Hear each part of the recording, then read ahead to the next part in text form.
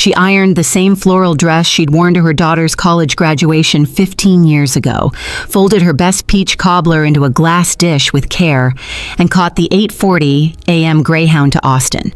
Because that's what mothers do, even when they haven't been called. Even when the last time she spoke to her daughter was Mother's Day, when the phone rang for less than a minute. Judith Kramer still believed that maybe, just maybe, she could bring a piece of home to her daughter's new world, even if that world now had polished floors, champagne glasses, and a different woman sitting in the seat Judith once held in her daughter's heart. Judith woke before the sun, not from alarm but from instinct. 73 years had trained her body to rise early, even when the house didn't demand it anymore. Her Waco home, the same brick bungalow she and her late husband built when Vanessa was 5, stood quiet and still, like it was waiting for her to give it purpose again. She moved slowly, not because of age, but because of memory. Every cabinet, every creak in the floor reminded her of the girl with pigtails who used to beg for one more story before bed.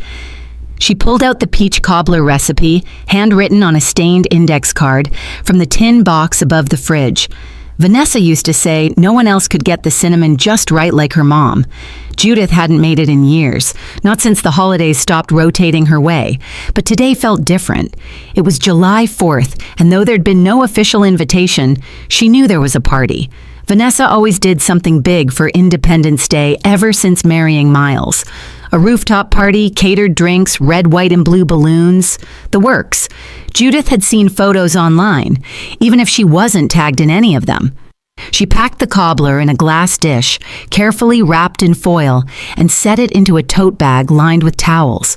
Her floral dress, ironed the night before, hung on the bathroom door. It was the same one she wore when Vanessa walked the stage at UT Austin. Judith had taken the bus down that day too. Couldn't afford a flight. She smiled at the memory. Vanessa looking proud, laughing in her cap and gown. Judith had given everything to get her there. By 8:20 a.m., she locked the door behind her, gently brushing the wreath on the front like a quiet goodbye.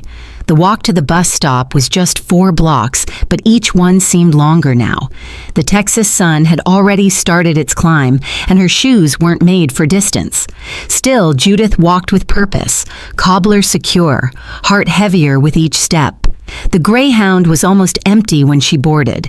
She found a window seat, placed her bag beside her, and stared out as the city faded into open fields. As the miles passed, she thought about the time Vanessa scraped her knee on the front porch and Judith carried her inside like she was made of glass. She thought about the time she sold her engagement ring to cover Vanessa's first apartment rent in college. All those sacrifices didn't feel like sacrifices at the time. They felt like motherhood. 2 hours into the ride, Judith pulled out her flip phone to check the time. No missed calls, no messages. She knew Vanessa was busy, but surely when she saw her mother walk through the door with that cobbler in hand, her face would soften, surely. She arrived in Austin just after 1 p.m. The city buzzed with heat and celebration. Flags waved from balconies, music poured from speakers. Judith took a cab to the address she remembered. Vanessa had moved into a new condo tower last year. It stood tall, glass and steel gleaming against the sky. Not a place built for peach cobblers, Judith thought, but she clutched it anyway. The doorman greeted her with a neutral smile. "Name, ma'am?" "Judith Kramer," she said, setting her bag down to fish out her ID. "I'm here to see my daughter, Vanessa Kramer." He tapped on his iPad, frowned slightly. "I don't see your name on the guest list." "Oh, I think she just forgot to mention it." Judith chuckled softly. "I came with a little something for the party." He leaned in, voice lower. "I'm sorry, ma'am. I'm only allowed to send up guests who are cleared. Maybe try calling her?" Judith stepped aside, trying not to look shaken. She dialed Vanessa's number. It rang, then again. On the third ring, it clicked to voicemail. She hung up and texted instead. "Hi, honey, I'm downstairs. I brought cobbler. Would love to come up. Just want to see you." A moment later, her phone buzzed. Vanessa. "Mom, please don't make this a thing. I only invited Miles's mom. It's better for the tone of the event. Hope you understand." Judith stared at the words as if they were written in a different language. better for the tone. Her thumb trembled, not from arthritis, but from shock. She sat down on the stone ledge by a planter outside the building, cobbler still in her lap, hands still. People passed her, dressed in red, white, and blue. Laughter spilled from balconies above. Judith didn't cry, she just sat. For years, she'd watched revenge story videos online, those viral ones where people get what they deserve. But she never saw herself in them. She wasn't the type to seek revenge.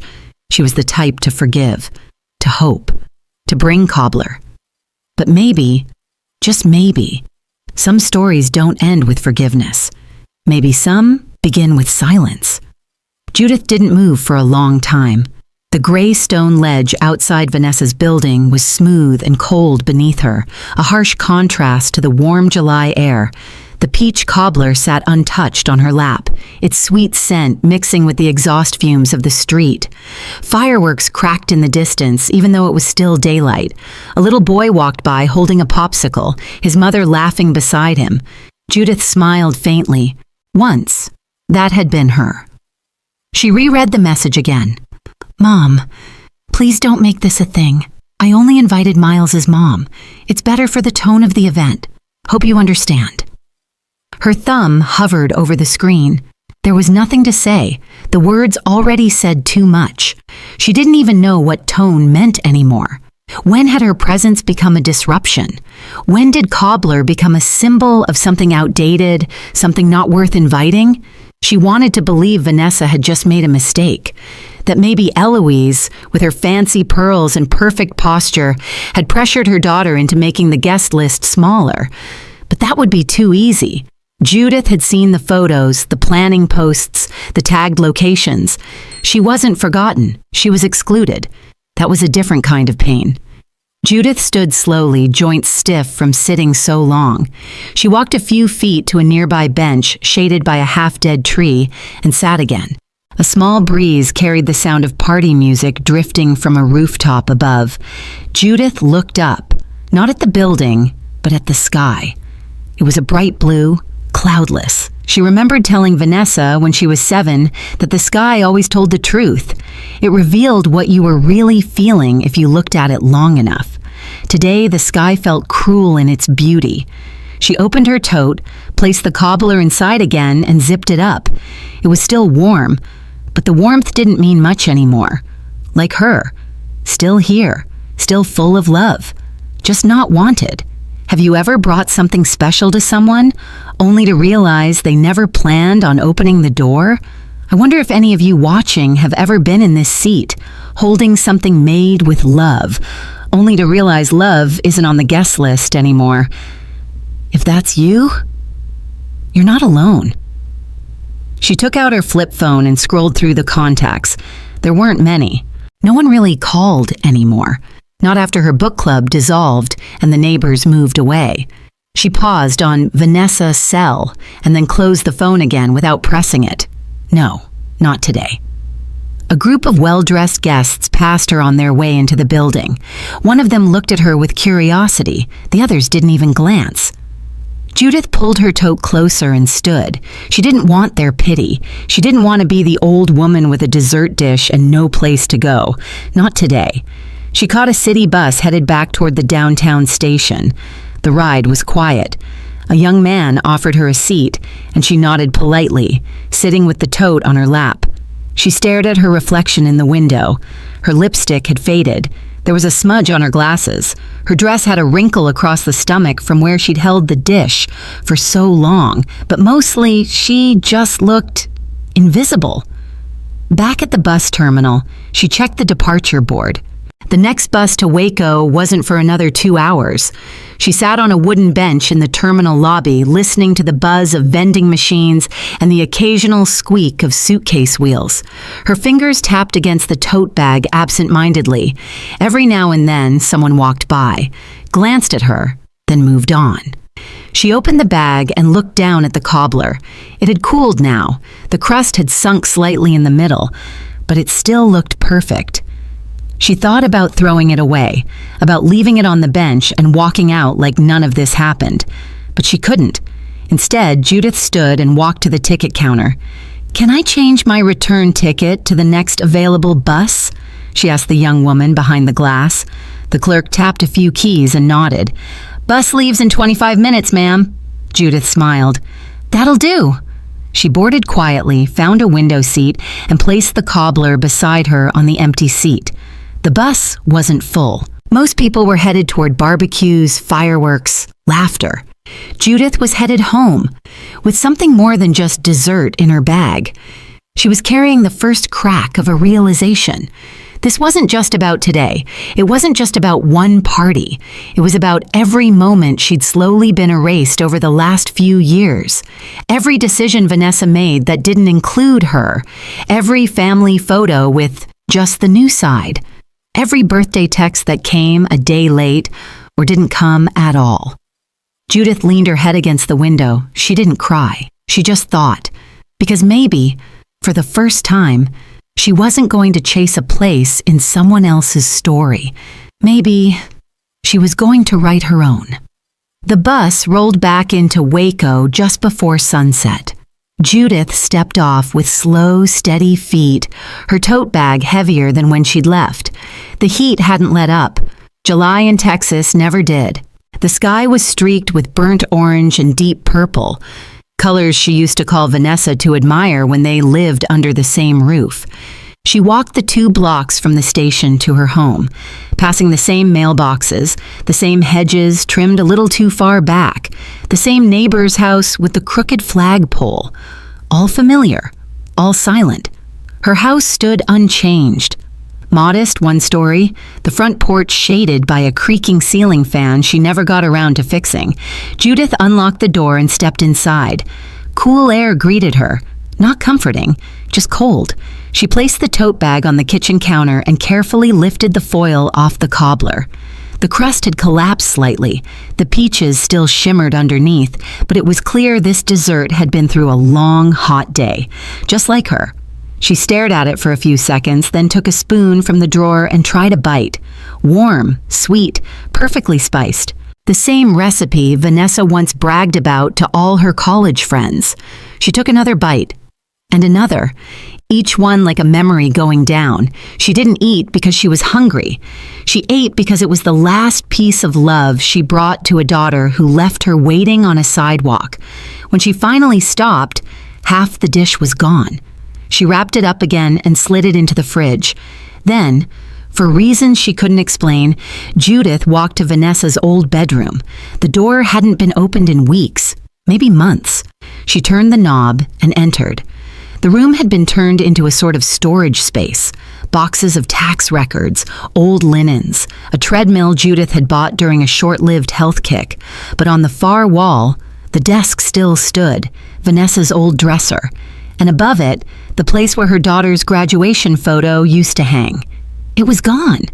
Judith stood in front of the blank wall, her breath catching just slightly. She had forgotten. She had moved it, hadn't she?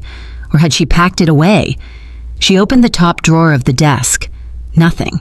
The second drawer had some of Vanessa's childhood ribbons, old birthday cards, a dried corsage from prom, but no photo. She checked the closet. Boxes of winter coats, no frame, no glass, no Vanessa. A strange hollowness crept into Judith's chest. She wasn't looking for a photo, not really. She was looking for proof that once she was important enough to be framed. She sat on the edge of the bed and closed her eyes. The bed sheets still smelled faintly of lavender. Judith had once washed them every week, back when Vanessa used to sneak in late from high school parties and pretend she'd been studying.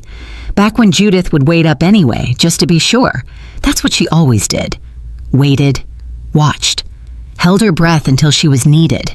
And now, she was holding her breath for nothing. She walked back to the kitchen and poured herself a small glass of iced tea, hands steady, heart not. The TV was off.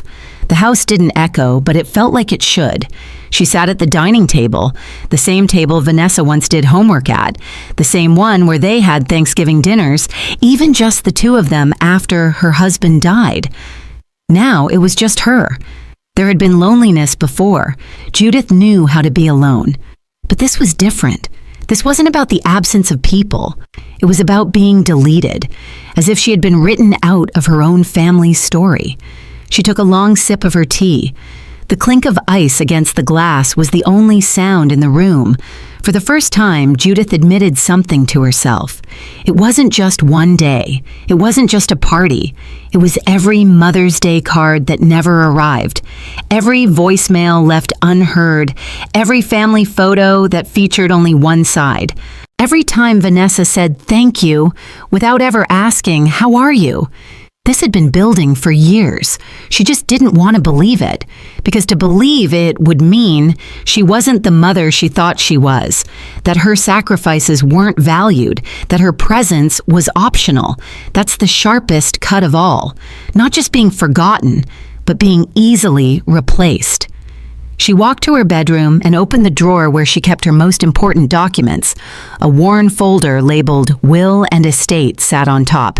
She didn't open it yet, but she touched it. Rested her hand on the cover. Something inside her was shifting. Not rage, not revenge, not yet, but resolve. The kind that forms in silence. The kind that says, if I'm going to be written out of your life, then I'll take the pen back. The next morning, Judith sat in her kitchen with the radio playing softly beside her. It was the same station she'd listened to for over 20 years. Country oldies, local news, and the occasional call-in segment that reminded her people still had something to say. She stirred honey into her tea, watching it swirl and settle. The cobbler was still in the fridge, mostly untouched since the bus ride home. She hadn't had much of an appetite, not because of the heat, but because something inside her had gone quiet. It was a stillness she couldn't name at first. Not anger, not grief, just empty space. The kind of silence that follows after a deep, slow break in the heart.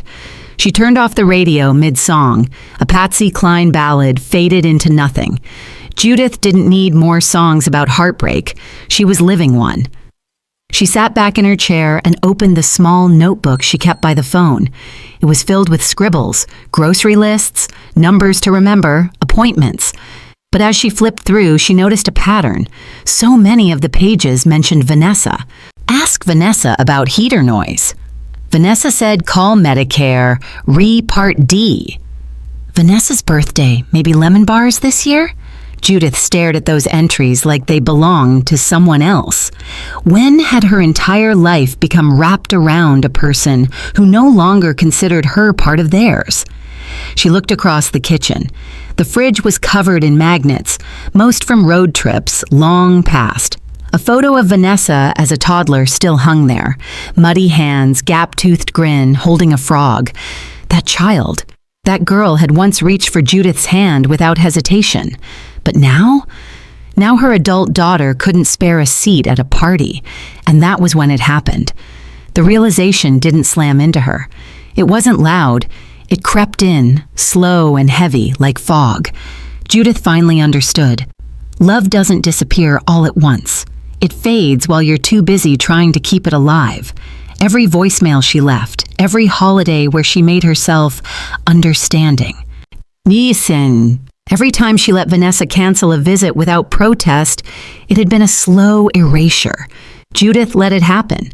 She had confused loyalty with self-abandonment.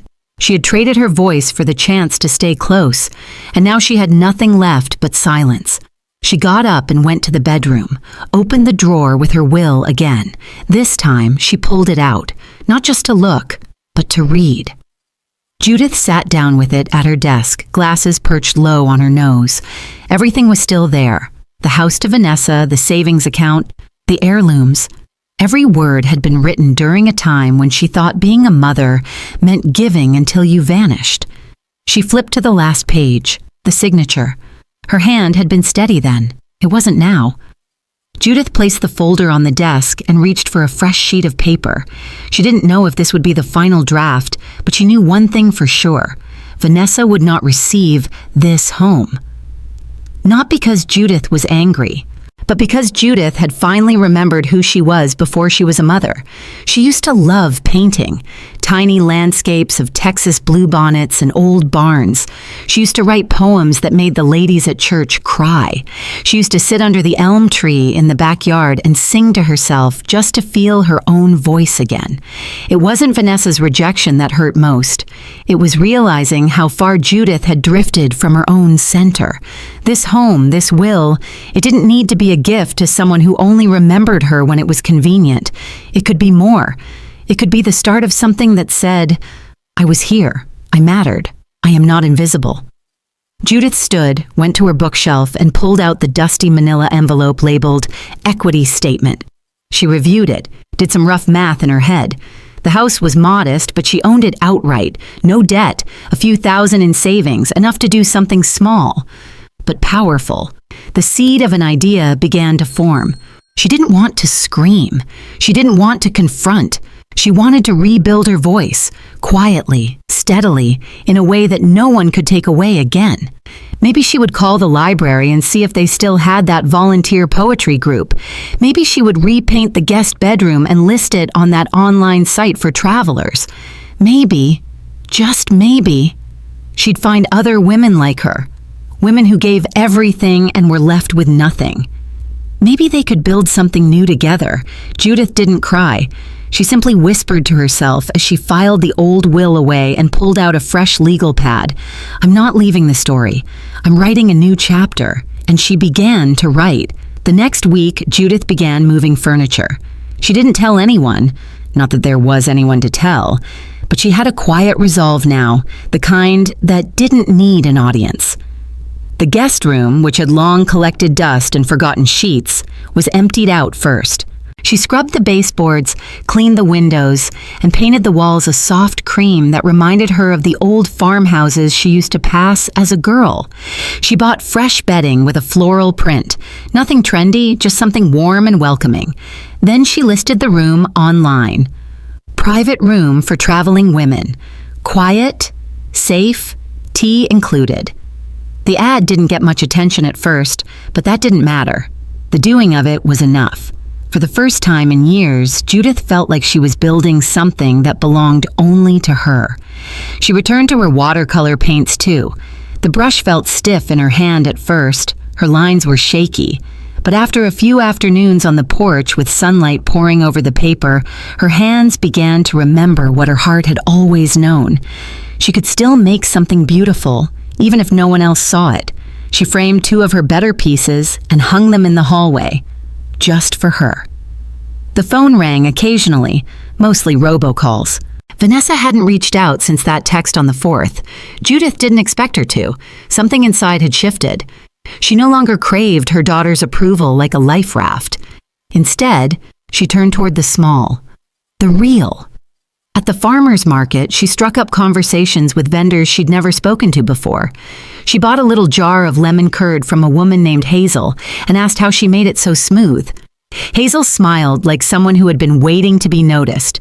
They stood in the sun for 20 minutes trading stories about their gardens. Judith went home that day and dug out her trowel. The backyard, once overrun with weeds and dry patches, began to take shape again. She didn't plant anything ambitious, just zinnias, marigolds, rosemary. But watching them grow day by day made her feel like time wasn't just passing her by anymore. One Thursday morning, she saw a flyer at the public library. Waco Women's Writing Circle, Thursdays, 6:30 p.m. All ages welcome. She took the tab with the number and folded it into her purse. That night, she called. The woman on the other end, named Carol, sounded thrilled to hear from her. "Oh, we're so happy you found us. We're a small group.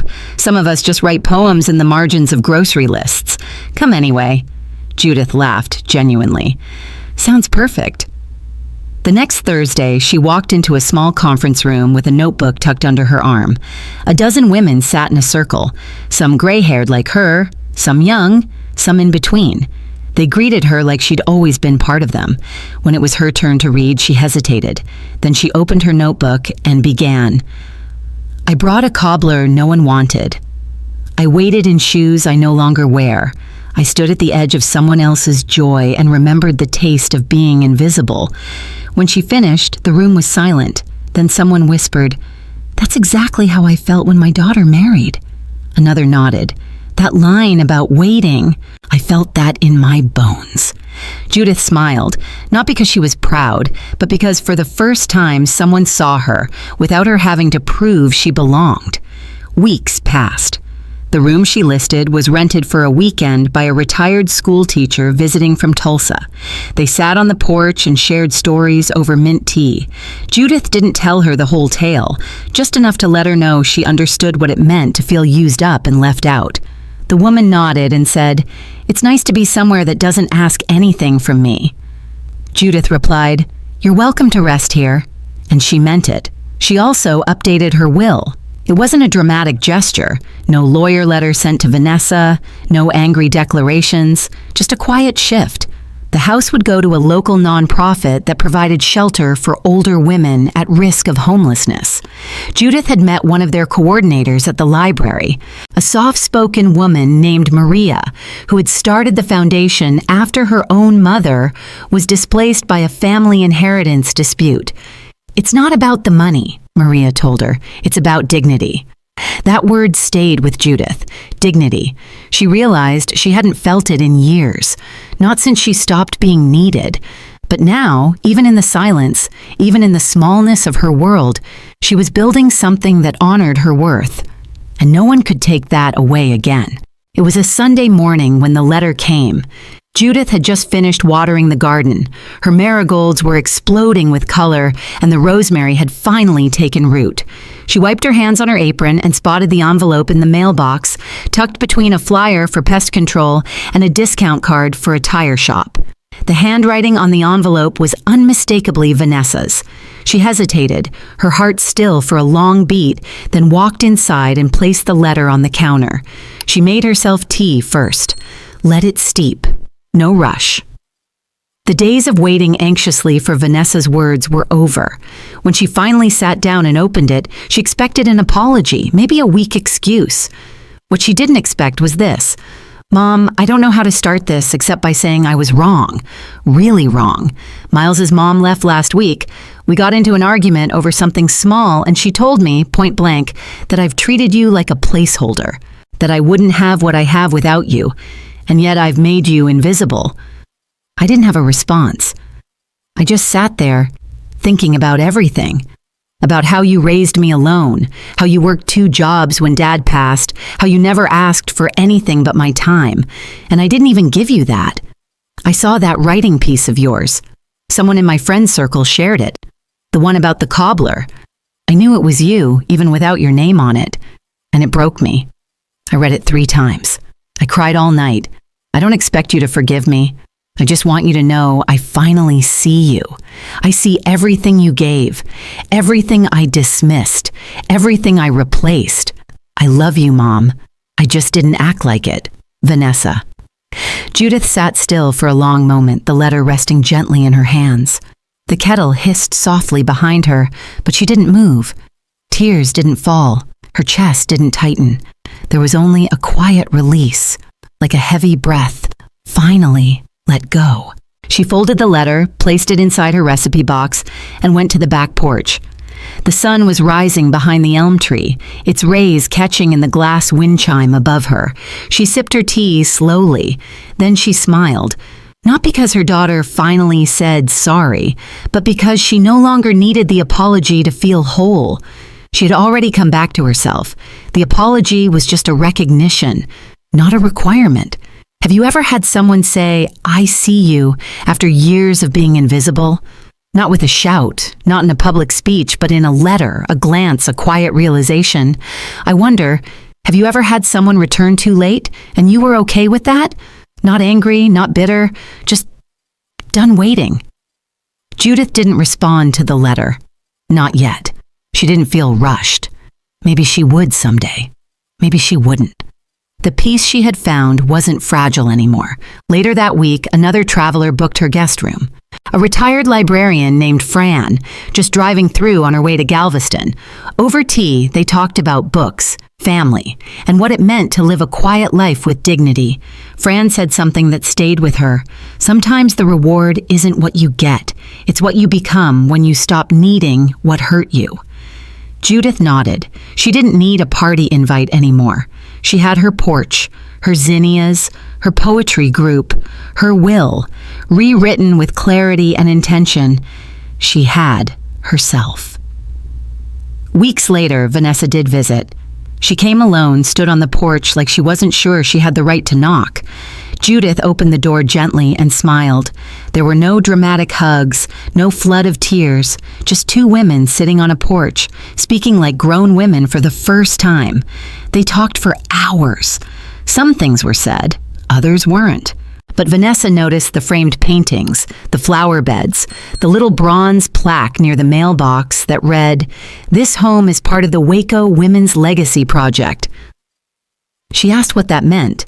Judith smiled and said, "It's part of what happens next." When Vanessa left, she looked back once from the car, not to ask for anything, just to see, and Judith knew. Her daughter had finally noticed the silence wasn't distance. It was dignity. And that was the victory she never had to raise her voice for. It was a gray Tuesday when the phone rang again. Judith had just come in from picking rosemary and was drying her hands when she saw the caller ID, Miles and Vanessa. She paused. 1,000 instincts came rushing back. Decades of jumping to answer, to fix, to soften. But instead of panic, she just stood still. She let it ring twice before she picked up. "Hi, Mom." It was Vanessa. Her voice, oddly careful. "Morning," Judith said evenly. There was a pause. "I didn't think you'd answer." "I almost didn't," Judith replied without heat. Another pause. Then Vanessa cleared her throat. "Look, Miles and we ran into a bit of a situation." Judith said nothing, not unkindly, just waited. Vanessa continued, "We're behind on the mortgage. His job, well, the company's downsizing, and you know how things have been since July." Judith could already feel where this was going. "So we were wondering," Vanessa went on, "if it's possible you could help. Just a little. A loan, maybe. We'd pay you back, of course. We'd never expect—" Judith stopped her gently. "Vanessa, let me ask you something, okay? If I hadn't changed my will, would you have called me today?" There was a long, aching silence on the other end of the line. Vanessa started, but the words died. Judith continued, calm but clear, "Because from where I'm sitting, it feels like I'm only valuable to you when you're scared." "Mom, that's not fair," Vanessa said quickly. "No, what's not fair," Judith said, "is raising a daughter with my whole heart and being treated like a backup plan." She didn't yell. She didn't cry. She just said the truth. And that, more than anything, seemed to shake Vanessa. "You're right," her daughter finally whispered. "I'm sorry. I just didn't know who else to call." Judith took a breath, slow and steady. "That's the part I've been working to change, who I need to be for you to think of me." Vanessa didn't argue. Judith went on, her voice softer now. "I'm not angry, but I won't undo the changes I've made to make peace with myself." "I didn't ask about the will," Vanessa said quietly. "You didn't have to," Judith replied. "You've always known where the money was." Another silence. This one not as sharp. Vanessa finally said, "I'll figure it out. We'll figure it out. I didn't call to manipulate you. Honestly, I didn't know how to be your daughter after what I did." "That part's simple," Judith said. "You just be kind. You just remember I'm still a person." "Okay," Vanessa said. "I hear you." They hung up not long after. No begging, no money exchanged, just two women realizing the space between them could only be filled by truth, not guilt. Judith sat in silence for a long while. That phone call could have broken her. 5 months ago, it probably would have. She'd have rushed to offer help, write a check, soften the blow, but not now. Now she stood up, took her garden clippers, and went outside. The rosemary needed trimming. The zinnias were leaning toward the sun. Life was still happening. She had changed her will not to punish, but to protect her peace. She had planted flowers not for praise, but to feel rooted again. She had built a life without depending on being needed. That phone call wasn't a test. It was a reminder. The old version of herself had been replaced, quietly, with someone stronger.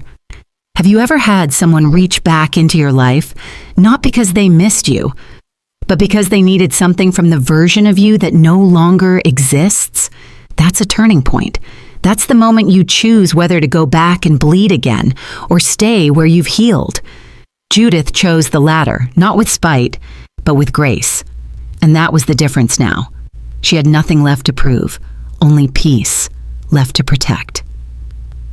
2 weeks passed without another word from Vanessa. Judith didn't expect one. She'd gone back to her rhythm, watering her flowers in the early morning, writing poems in the afternoon, sipping tea on the porch with neighbors who waved and stayed for conversation. It was a life built on small, sturdy things. Nothing flashy, just solid. That Friday, a pale green envelope arrived in her mailbox. Her name was written in gold script on the front, Mrs.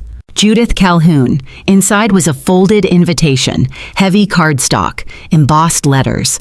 Miles and Vanessa cordially invite you to join us for their baby shower, October 8th, 2 p.m. Hill Country Event, Barn, Main Room, Waco, TX. Judith blinked. A baby. She hadn't known. There was no note inside, no personal message, just the generic formality of an event planner's template. She turned the card over, plain white on the back. For a moment, she felt the old, familiar stirrings, the ache of being needed only in milestones, the ache of being included not from the heart, but out of duty or guilt. But this time, something inside her held steady. She placed the invitation on the kitchen table, made herself a cup of tea, let the kettle whistle long before lifting it from the stove.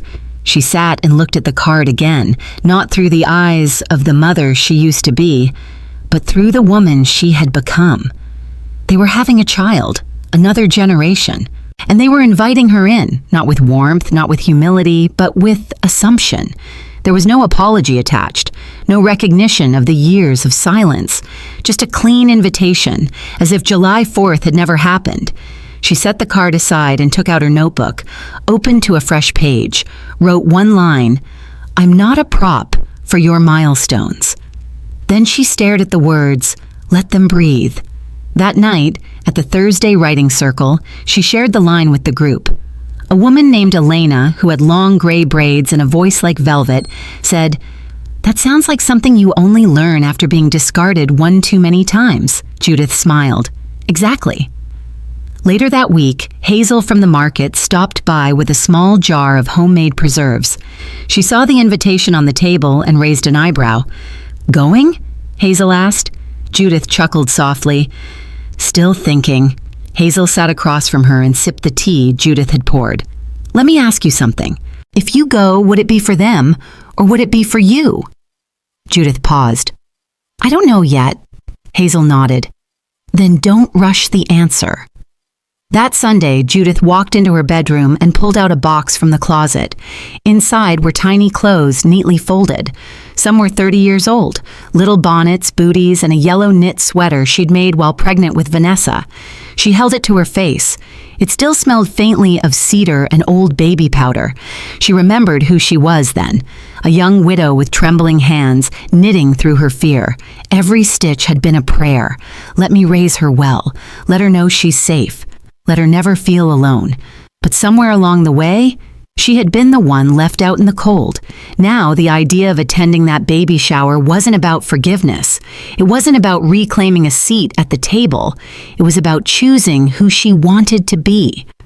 Judith sat at her writing desk and pulled out a cream envelope. She wrote, "Dear Vanessa, thank you for the invitation. Congratulations on the baby. What a special season this must be for you both. I won't be attending the shower. I've learned in these recent months how important it is to walk into spaces where I'm genuinely wanted, not just expected. I wish you joy, truly. I hope your child grows up with a sense of wonder and kindness, and I trust you'll raise them with your whole heart. If one day you ever wish for a deeper relationship, not based on guilt or obligation, but truth, my porch is always open. Bring nothing but honesty. Mom. She folded the letter, placed it in the envelope, and sealed it without a second thought. It wasn't revenge. It was reclamation. She didn't need to show up and smile for pictures. She didn't need to pretend her presence was asked for with love. Instead, she chose herself, quietly, gracefully, and sometimes that's the loudest answer you can give. The morning of the baby shower came and went without much thought from Judith. She spent the afternoon folding towels for the guest room, then made lemon tea and sat with a book on the porch. Feet resting on a little stool she'd crocheted herself over the winter. Around 4:30, just as the sun began tilting westward, a black SUV pulled up in front of her house. She didn't recognize it at first, but when the door opened and Vanessa stepped out, holding a small box in one hand and her other resting gently on her round belly, Judith didn't flinch. Vanessa approached slowly. "I didn't expect you to be home," she said. "I live here," Judith replied, soft but firm. Vanessa nodded. "May I sit?" Judith motioned to the wicker chair next to her. "If you want." They sat in silence for a long moment. No background music, no fake smiles. Just cicadas, wind, and the sound of breathing between two women trying to figure out what hadn't already been said. Vanessa placed the box on Judith's lap. "It's for you, from the baby." Judith didn't move to open it. "And what does the baby think I need?" Vanessa sighed. "Honestly, probably nothing, but I wanted to give you something that wasn't about me asking for anything." Judith finally opened the box. Inside was a small framed photo. It was from years ago. Judith and Vanessa sitting on the back porch of their old apartment eating watermelon. Vanessa was maybe 5. Her face was sticky with juice, and she was laughing wildly. Judith's arms wrapped around her, laughing too. She hadn't even remembered this photo existed. "I found it in a box at Dad's old storage unit," Vanessa said quietly. "I don't know why it hit me so hard." Judith studied the photo. "Because you forgot I ever held you that way." Vanessa didn't argue. Judith leaned back, the frame still in her lap. "So you came here instead of the baby shower?" Vanessa nodded. It didn't feel right celebrating something new while pretending nothing old mattered. Judith raised an eyebrow. "And what do you want now?" "I don't know," Vanessa said. "Maybe just to be on your porch again." For the first time in a long time, Judith didn't feel like she had to protect herself from that sentence. It didn't feel like bait or guilt. It just felt human. She looked at her daughter. "This porch has always been here, even when you left it empty." Vanessa looked down. "I know." They didn't talk much more that afternoon. Judith made another pot of tea. Vanessa asked if she could help water the garden. Judith let her. And when she left, she didn't say, "I'll be back." She just said, "Thank you." And somehow, that felt more honest. Later that week, Judith got a call from a woman named Karen, who worked at the local historical commission. "We're updating the registry," she said. "There's talk about turning parts of Oak Lane into a community heritage trail, and your home was nominated by someone anonymously. We'd like to include it." Judith blinked. "My home?" "Yes. They wrote about your garden, your guest room, your legacy with the Waco Women's Foundation." Judith didn't need to ask who sent the nomination. She had a pretty good idea. That evening, she sat on the same porch, that same photo in its frame resting by her side. A soft breeze rustled the zinnias. The rosemary had begun to bloom. She looked at the house, not as something to protect from others, but as a place that had finally begun to reflect who she truly was. Not just a mother, not just a name on a deed, but a woman who had weathered storms and bloomed anyway. You know, it's funny how a house can be ignored for years, then suddenly be the place people seek out when they finally want warmth, history, stability. Have you ever noticed that? That the same place they once dismissed becomes sacred, once they're lost enough to need it? Judith didn't need validation anymore, but still, There was something quietly satisfying in watching the very world that once erased her begin to trace its way back. And she hadn't moved an inch. The invitation to speak came in a plain envelope from the Waco Women's Legacy Foundation. It was handwritten, short and sweet. Dear Mrs. Calhoun, would you consider reading your poem, The Porch That Waited, at our Fall Story Circle? We believe your words capture the quiet strength of women who are too often unseen. With respect, Dana L. Program Director Judith sat with the letter on her lap for a long while. She hadn't planned on sharing that piece publicly. It had come from a place so personal, she wasn't sure it even made sense to anyone else. But the thought that her quiet words might resonate with other women made her smile. She didn't say yes right away. Instead, she went outside, sat on her porch swing, and let the wind move through her hair. A cardinal landed near the rosemary bush, pecking the dirt, and Judith whispered, "What do you think, little one? Should I finally speak what I never said out loud?" The bird didn't answer, but the stillness in her chest told her enough. That evening, she wrote back, "Yes, I'd be honored." 2 weeks later, Judith arrived at the community center wearing a navy shawl and silver clip-on earrings she hadn't worn in years. The room was filled with women of all ages, some holding notebooks, others just sipping cider and listening. When her name was called, she stepped up with calm, unshaking hands, not nervous, not proud, just ready. She read slowly, deliberately. The porch that waited was never empty, just unseen. Not abandoned, not obsolete, just waiting for the world to remember the hands that built it. Yeah, when she looked up, the room was quiet in that full-bodied kind of way. No coughs, no shuffling, just presence, real listening.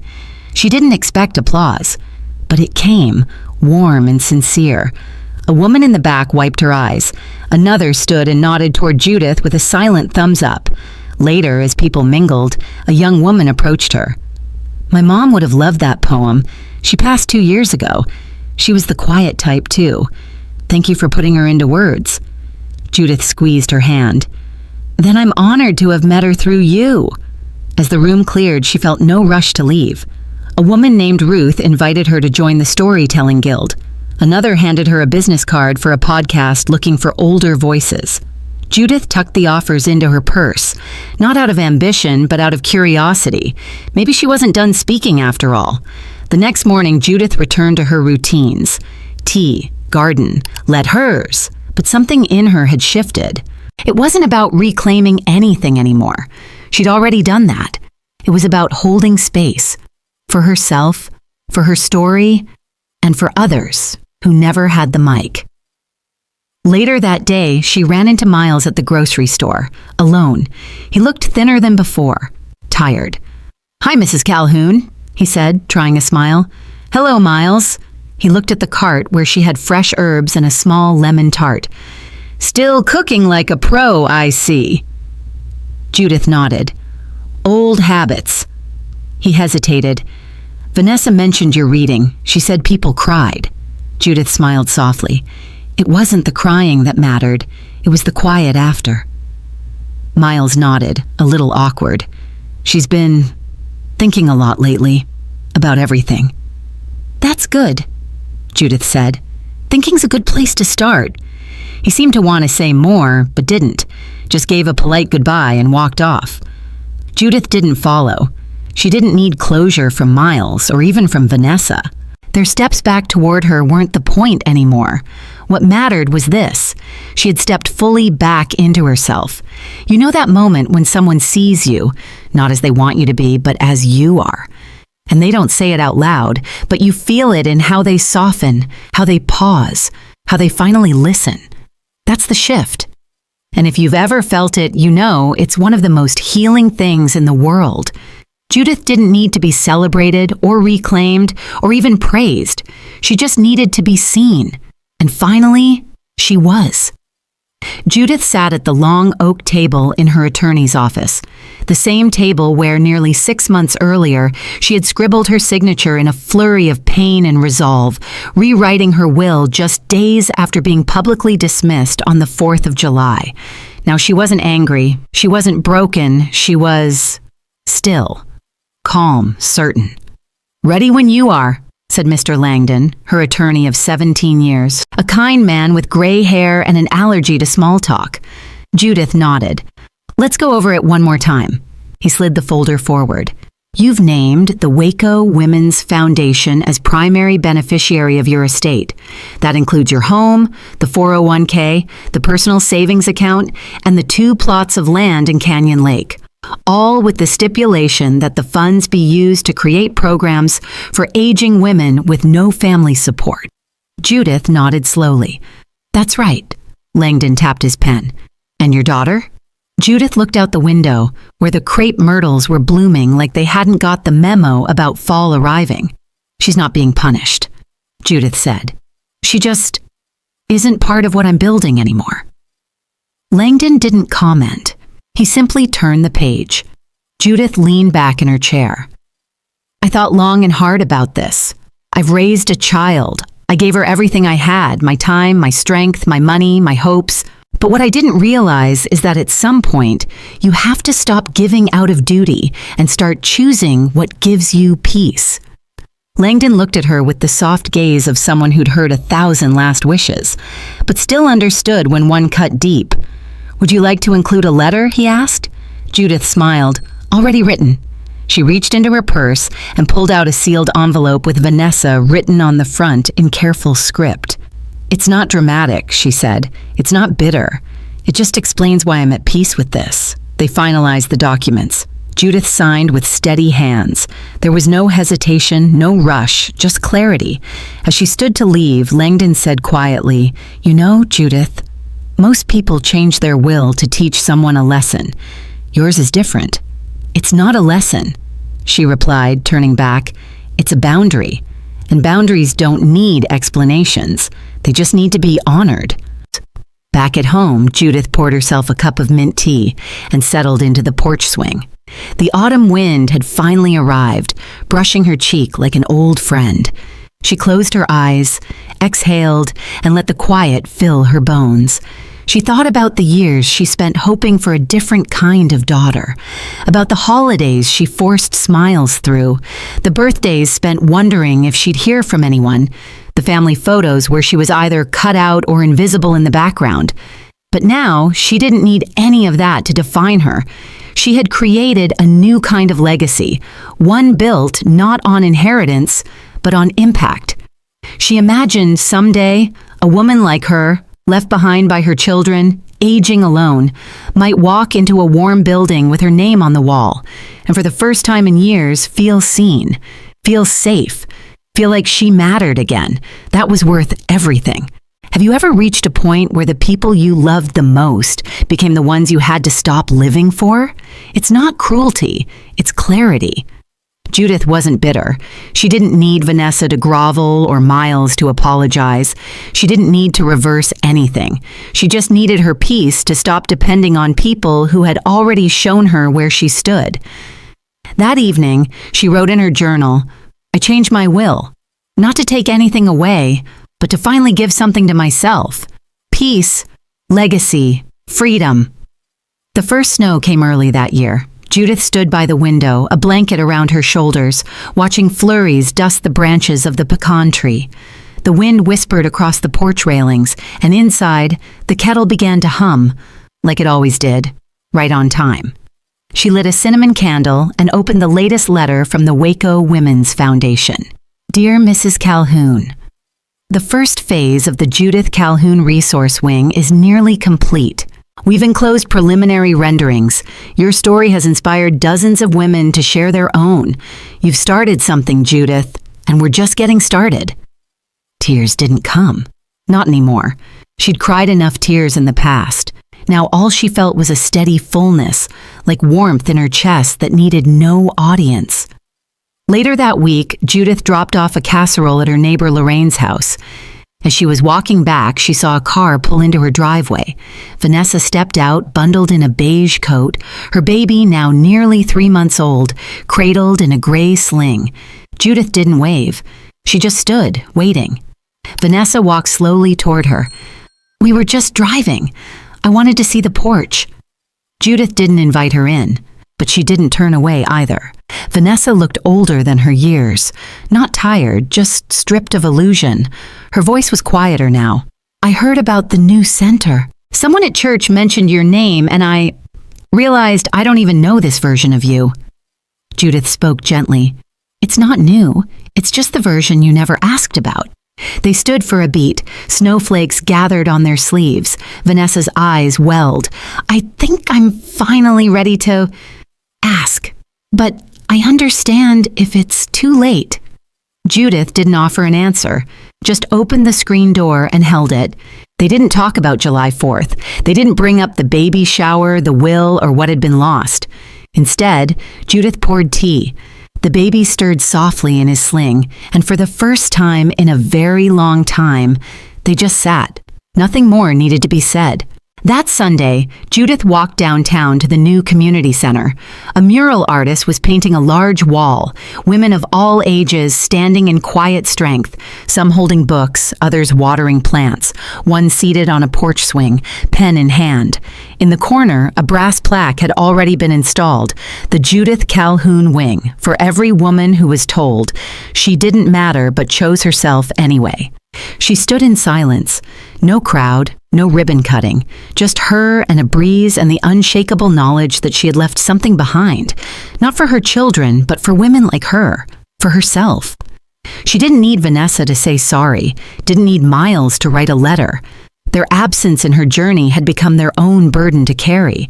And perhaps, in their quiet moments, they felt it now, not because she punished them, but because they'd finally noticed what they lost when they looked away. She'd never gone back. She hadn't needed to. The door was open if they ever wanted to return, but she had learned not to wait. You know, some people think revenge means slamming doors, cutting ties, or shouting speeches in courtrooms, but I've learned something different. Sometimes, the most powerful revenge story isn't about destruction. It's about construction. Building a life so full, so honest, so healing, that the people who once erased you quietly realize they don't have a key to your peace anymore. And maybe that's all the justice some of us ever really needed. Now, I want to ask you something real. Have you ever poured your whole heart into raising a family, sacrificing your dreams, only to wake up one day and realize they no longer saw you? Like you were just background, forgotten until needed? If you've ever felt invisible, especially by those you love the most, then maybe Judith's story feels a little too familiar. And if it does, you're not alone. I want to hear from you. What part of Judith's journey did you feel deep in your chest? Was it the porch she kept waiting on? The silence she chose instead of shouting? Or the quiet power she reclaimed without anyone's permission? Leave a comment below, not just for me, but for every woman reading who needs to know she's not the only one. Your voice matters. Your story deserves space.